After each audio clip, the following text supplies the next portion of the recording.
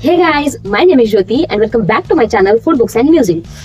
महाराष्ट्रातल्या वेगवेगळ्या भागात बनले जाणारे वेगवेगळे पदार्थ मी या चॅनलवरती अपलोड करत असते. त्यामध्ये कोकणात बनले जाणारे मासे, चिकन बिर्याणी, व्हेज बिर्याणी वगैरे, कोल्हापूर आणि सांगली सातारामध्ये बनला जाणारा तांबडा पांढरा रस्सा, त्याचं पूर्ण चिकनची पूर्ण थाळी, या सगळ्याच्या रेसिपी मी या चॅनलवरती अपलोड केलेल्या आहेत. म्हणून चॅनलला अजूनही सबस्क्राईब केलं नसेल तर सबस्क्राईब करायला अजिबात विसरू नका. तर चला आज आपण मिळूया खानदेशाकडे. खानदेशात बनली जाणारी अगदी फेमस अशी शेवभाजीची रेसिपी आज आपण बघणार आहे. अगदी सोपी पद्धत आहे आणि खूप पटकन बनली जाऊ शकते. चला आपण बघूया शेवभाजीची रेसिपी. त्यासाठी एका पॅन मध्ये मी इतकंसं वाळलेलं खोबरं घेतलं आणि त्यामध्ये कोणतंही तेल वगैरे न वापरता ड्राय रोस्ट करून घ्यायचंय. अगदी याला ब्राऊन कलर येईपर्यंत याला भाजायचं.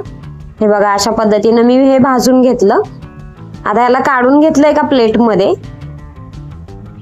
आता यामध्ये थोडंसं तेल टाकूया आणि त्या तेलामध्ये एकदम असे बारीक, म्हणजे आपण बरिस्ता बनवून घेतो ना बिर्याणीसाठी, तसा 2 कांदे मी इथं भाजून घेते. हे 2 कांदे अगदी गोल्डन ब्राऊन पेक्षा थोडेसे जास्त असे भाजून घ्यायचे. हे बघा, अशा पद्धतीने हे भाजून घेतलं. आता त्यामध्ये थोडंसं आलं आणि 5 ते 6 पाकळ्या लसूण असं टाकून ते पण भाजून घ्यायचं थोडं. आणि यामध्ये एक अर्ध टोमॅटो आहे, अर्ध मीडियम साईजचं टोमॅटो, ते मी यामध्ये टाकलंय. हे सगळं असं भाजून घ्यायचं. टोमॅटो मऊ पडेपर्यंत थांबूया. हे बघा, अशा पद्धतीने हे सगळं भाजून झालेलं आहे. वा, खूप छान वास येतो कांदा भाजलेला. आता हे सगळं आपण गार झाल्यानंतर मिक्सरला वाटून घेऊया. एका मिक्सरच्या भांड्यामध्ये मी खोबरं आणि नंतर यामध्ये ते आपण जे आलं, लसूण, कांदा, टोमॅटो जे भाजलं होतं ते यामध्ये ऍड करू. थोडंसं पाणी घालू आणि हे असं बारीक वाटून घेऊ. वा, हे खूप छान असं वाटण तयार झालेलं आहे. आता त्याच पॅन मध्ये शेवभाजीला फोडणी टाकून घेऊया.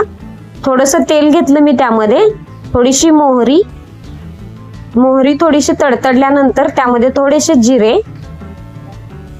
आणि 2 तमालपत्र टाकून घेतले. आता यामध्ये आपण जे वाटण बनवून घेतलं होतं, खोबरं आणि लसूण, आलं, टोमॅटो, कांदा, या सगळ्याचं यामध्ये ऍड केलं. हे छान असं यामध्ये भाजून घेऊया. हे बघा, हे वा, खूप छान असं हे भाजून झालेलं आहे. आता यामध्ये थोडीशी हळद टाकू आणि थोडासा गरम मसाला, थोडंसं हिंग असं टाकून मी हे मस्त यामध्ये भाजून घेतलेलं आहे. आता यामध्ये एक 2 चमचे लाल तिखट टाकूया. हे बघा, हे छोटे चमचे आहेत, तसा 1.5 टेबल स्पून मी यामध्ये लाल तिखट वापरलेला आहे. आता यामध्ये गरम पाणी टाकून घेऊया. थंड पाणी वापरू नका, गरम पाणी वापरा, म्हणजे थोडासा कट व्यवस्थित येईल त्याच्यावर. हे बघा, आता ही शेवभाजीचा रस्सा बनून तयार आहे. यामध्ये चवीपुरतं मीठ टाकूया.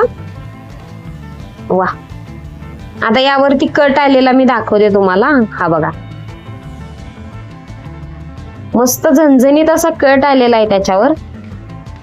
आता यामध्ये ना आपण, तुम्ही कोणतीही शेव घ्या, थोडीशी कडक तिखट घेतली तरी चालेल. आपला रस्सा थोडासा तिखट आहे, त्यामुळे मी इथं सॉफ्ट शेव घेतलेली आहे. हे असं गरम गरम रश्श्यामध्ये टाकायची. त्यावरती थोडीशी अशी कोथिंबीर टाकूया. वा, अशी कोथिंबीर टाकून आपली